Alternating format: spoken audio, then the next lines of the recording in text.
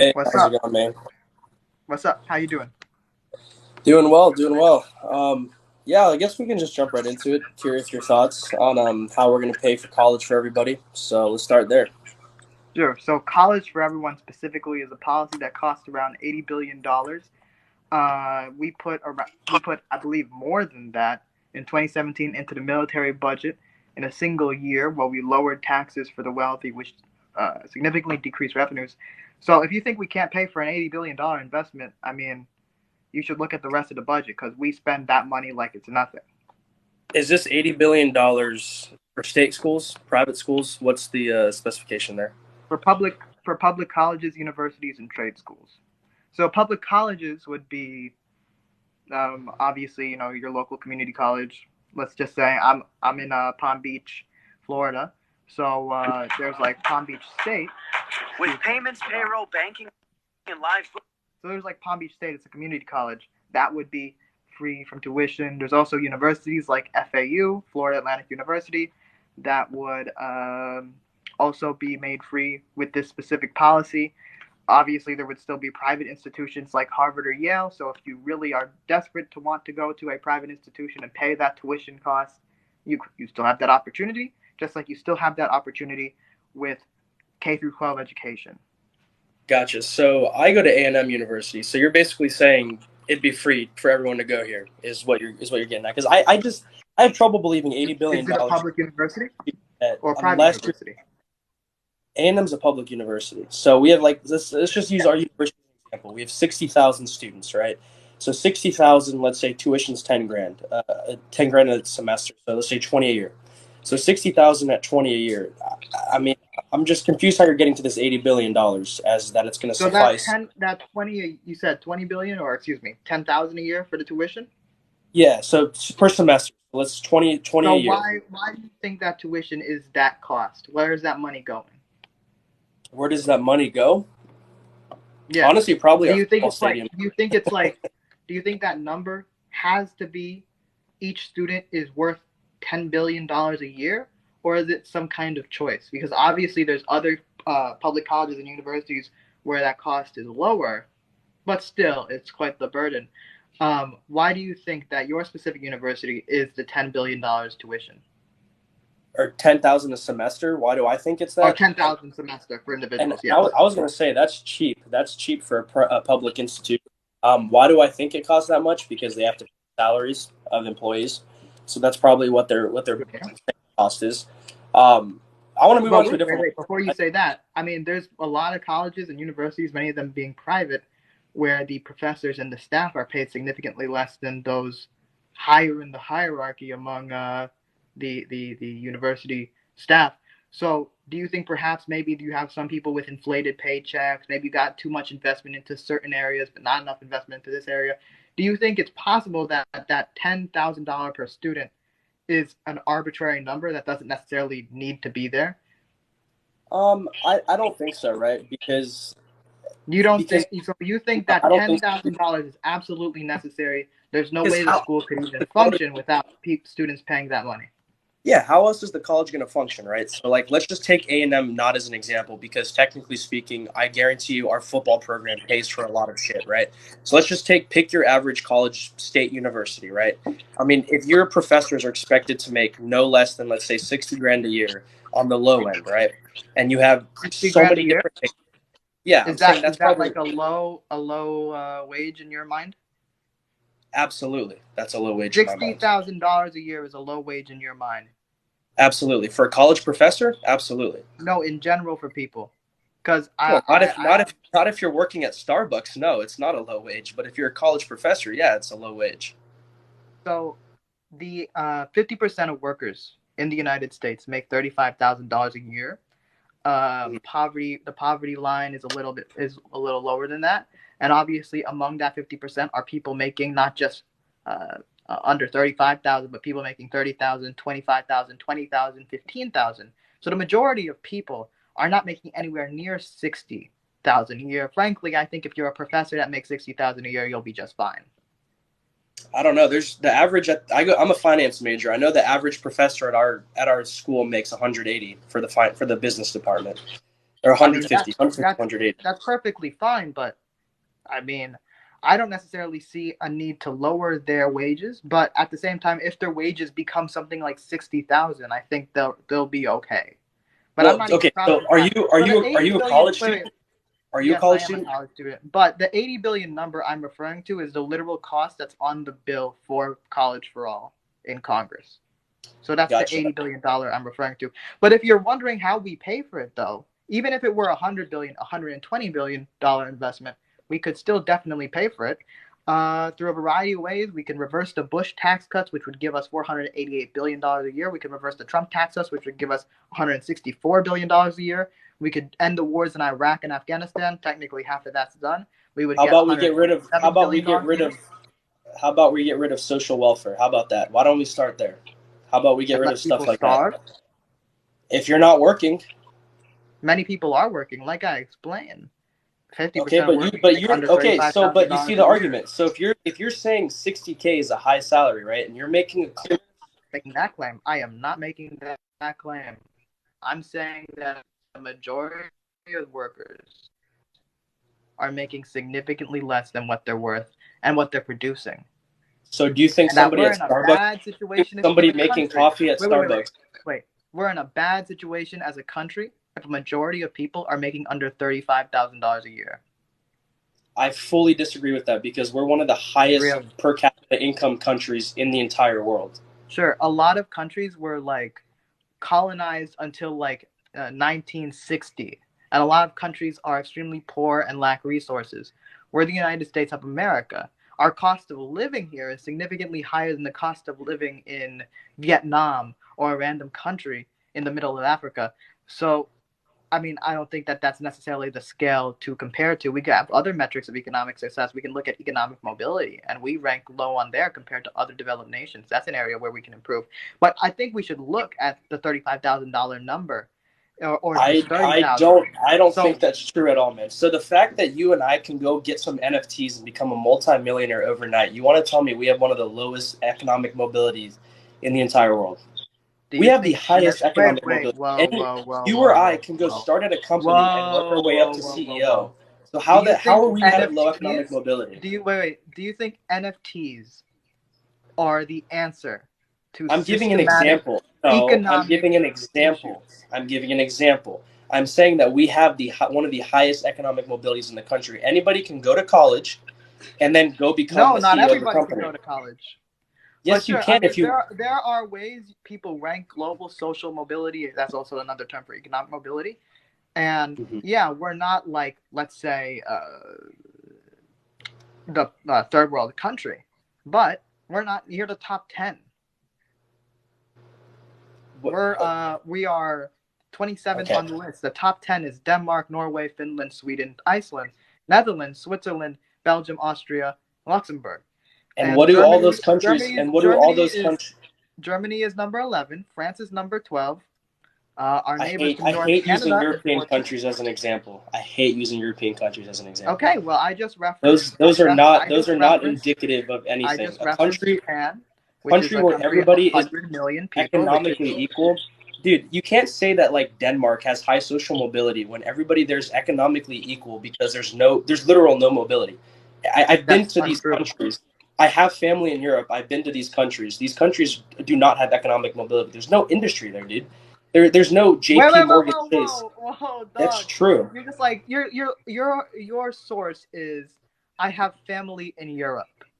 Yeah, I do. That's I know what their tax rates are. I know what tax rates are there. I know what cost of living. Dude. That's not a legitimate source. Oh, my family's in Europe? Yeah, your family versus the World Economic Forum. Which one has a bit more expertise in the field?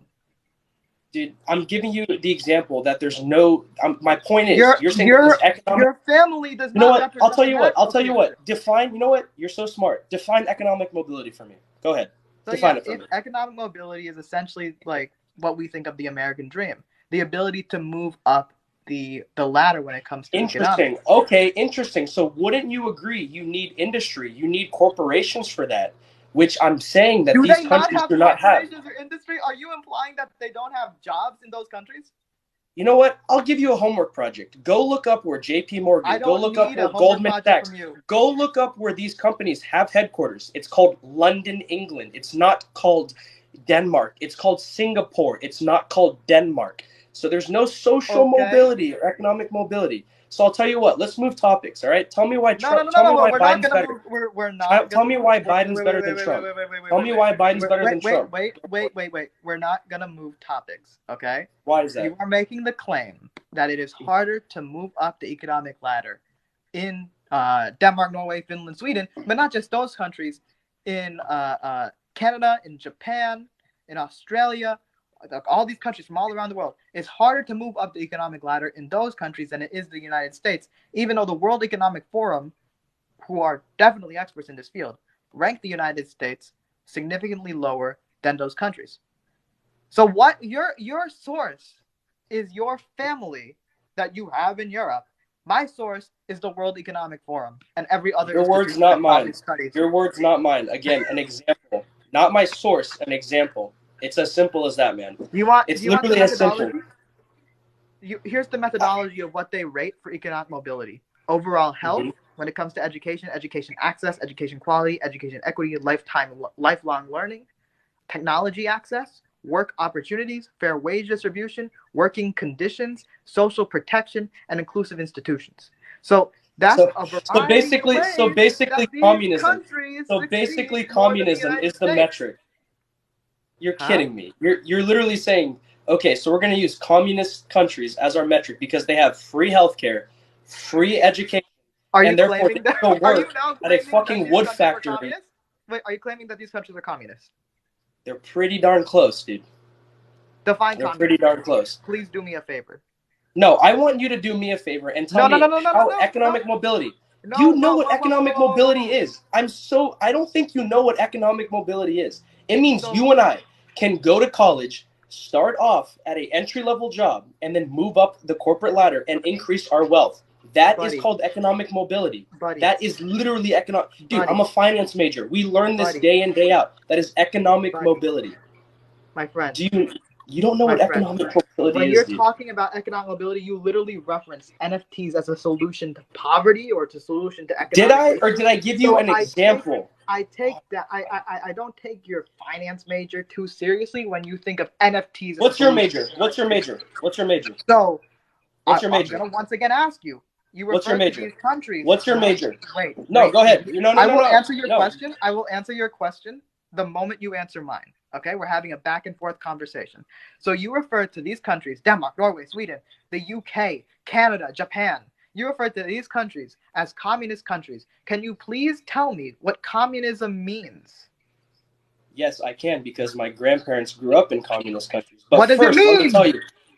Dude, you're literally like an idiot. You really think China isn't a communist country where wages are 10 cents an hour? Really? What is the definition of communism?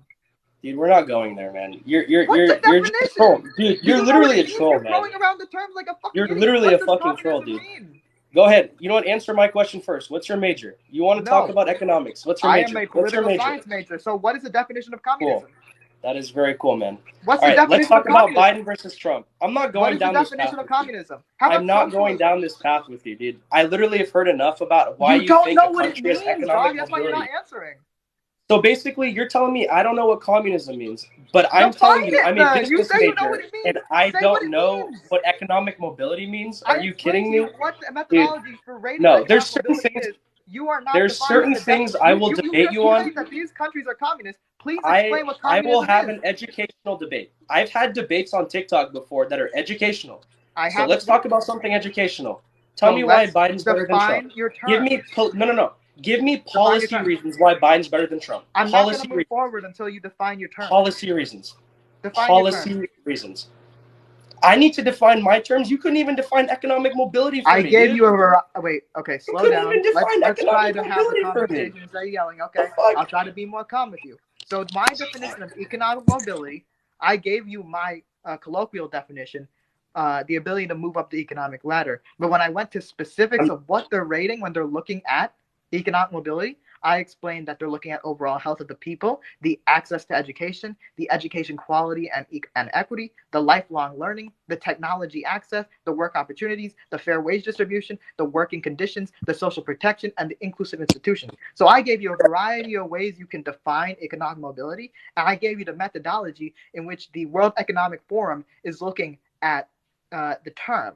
But you then proceeded to call these countries that are high on the list communists. Can you please define communism, socialism, those two terms? That's all I'm asking you to do. If I do it, will you move on to the next topic? Absolutely, that's what I was saying. All right, communism, a country where everybody has fair wage for their equal work, equal pay, which means you work as a CEO, I work as a bread factory guy, we get paid the same. Boom, communism. Now let's move on to the next topic. That's not what it means. Oh my God, you're a dumbass. Okay, so really, here, Google. I will give you the. How about socialism? What does socialism mean? Google. A political theory derived from Karl Marx advocated class war, leading to a society in which all property is publicly owned. Each person works and is paid according to their abilities and needs. Here's your. That is not what you fucking answered. You literally said. Wait. You answered. Communism is when you are paid equally, and yeah. So that's really fucking goofy. So communism is... I googled it for you. I googled it for you. There's Google for you. So you didn't know what it meant beforehand. All right. What economic mobility means. So communism is not just the basic definition there. Even though you didn't even read the basic definition, you made up. Oh, communism is when equal. Communism. Does the government exist under communism? It's a command economy. So one controlling entity controls the. Then you're lacking a political understanding of communist theory. You That's literally what definition. So okay, what does socialism mean? Look.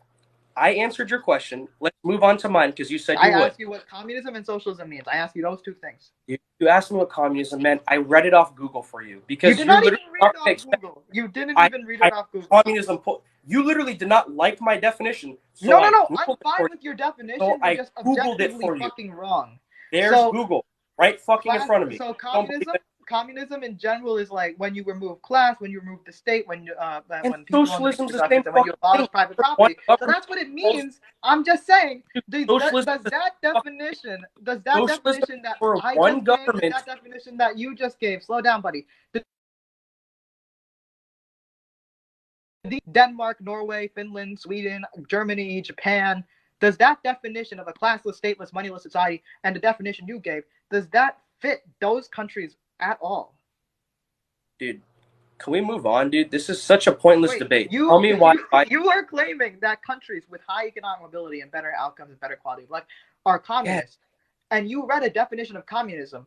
Does these countries match your definition of communism? Is private property abolished in those countries that I just listed? If you really need me to argue with you why China is a communist country, I never mentioned China. Fucking I said debate. Denmark, Norway, Finland, Sweden, Germany, Japan. Dude, move on to the next topic. Tell me why. Is private property abolished in those countries?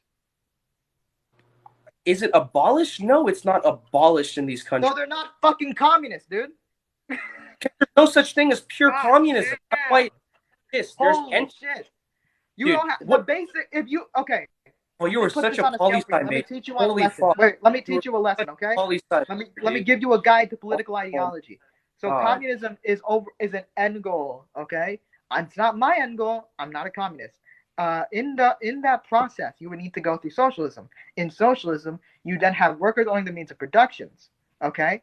That means there's no real private property. Now, there's personal property, but not private property. Private property is abolished. You need private property abolished in the first place to even reach communism. So if these countries that you are listing, that I'm listing, Denmark, Norway, Finland, all these countries, Germany, Japan, these countries have not abolished private property, then by definition, they are not communist. Can you agree that these countries are not communist? Your literal answer for economic mobility was countries that have free education.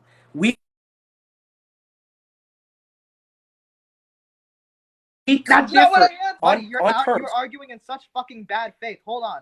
I literally said my colloquial definition for economic mobility is when you have the ability to move up the economic ladder. And I explained to you the methodology that the World Economic Forum uses to rate economic mobility. They look at the overall health, they look at education access and education quality, they look at technology access, they look at wages, they look at work opportunity. They look at a variety of metrics. That's not just when economic mobility is when free school. Okay, so if you're gonna say my position, at least say it accurate. Personally, I think you're too stupid to be on the platform, but I'm gonna let you go on a little longer.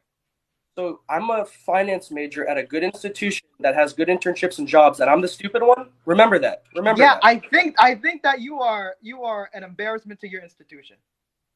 What university do you go to? Poli-sci major. I go to Florida Atlantic University.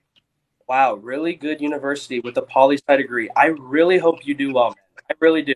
So now let's move on to the topic. Let's move on to the next topic. Sure, okay? let's go ahead. Tell me why policies, not because Trump has a mean Twitter account. Tell me why. I don't care about the mean tweets. Then tell me why Biden is a better president than Trump. Sure. So when Trump ran, he ran that he would drain the swamp. He ran that he would bring back jobs. He ran that he would fundamentally change our trade policy. And drain the swamp, obviously, I'm sure you would understand, means ending corruption. So in the campaign, he rightfully criticized Hillary Clinton for speaking to Goldman Sachs and getting paid by them for speaking fees. I think that that's a reasonable thing to critique. But then the moment he becomes president, he immediately puts Goldman Sachs in his cabinet with people like Steven Mnuchin. His cabinet, he fills it with billionaires that have no experience in governance, that have all experience in privatizing the various institutions which they were then in charge of, like Betsy DeVos, who had no experience in public education, who spent her whole career trying to privatize public education. So you fill your cabinet with billionaires, you fill it with Goldman Sachs. I think he's the pinnacle of corruption when he does stuff like that. So he doesn't drain the swamp. He continues to take the big money as well. He's not self-financing his campaign after the primary. He takes money from the Republican Party, which then, takes money from the donors. In fact, in 2020, he got mad at donors who thought he wasn't going to win, these Republican donors, and donated less to him. So he was on their payroll. So he was still very much corrupt. When it comes to the foreign policy front, Donald Trump continued our support for Saudi Arabia. Not only did he continue our support for Saudi Arabia, but he took $300,000 from the government there when they spent money at his hotel, $300,000 worth, and then he gave them a multi-billion-dollar weapons deal. We can look at his trade policy. We can see that he argued that he would renegotiate the deals or get rid of the deals and make sure that the outsourcing stops. Outsourcing continued under Trump. There was more outsourcing than manufacturing jobs created. His main trade deal, the USMCA, was NAFTA 2.0 with Trans-Pacific Partnership provisions added on top of it, meaning the worst aspects of it, the fact that it allowed corporations to be on equal footing with countries. He put that in his trade deal, so he did NAFTA 2.0 on steroids.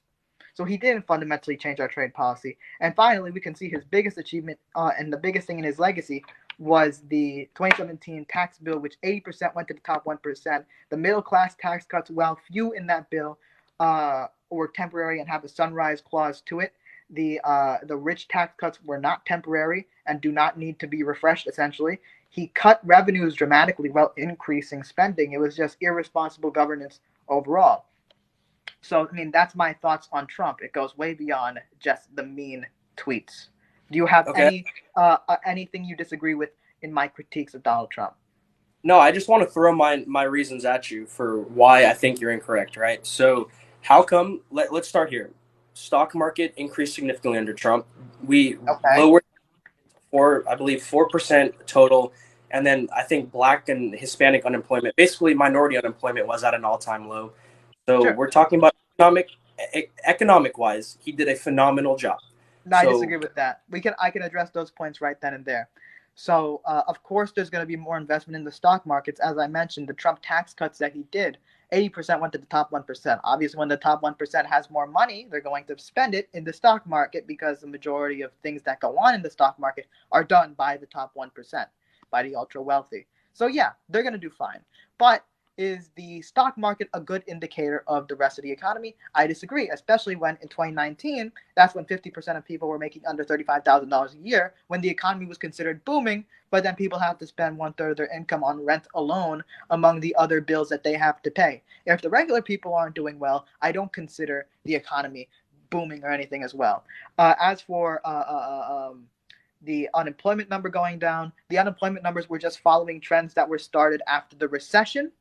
And eventually you saw that unemployment numbers skyrocket after the pandemic or started, and then that recession began. That was bound to happen no matter who the president was, whether it was a Democratic president or a Republican president.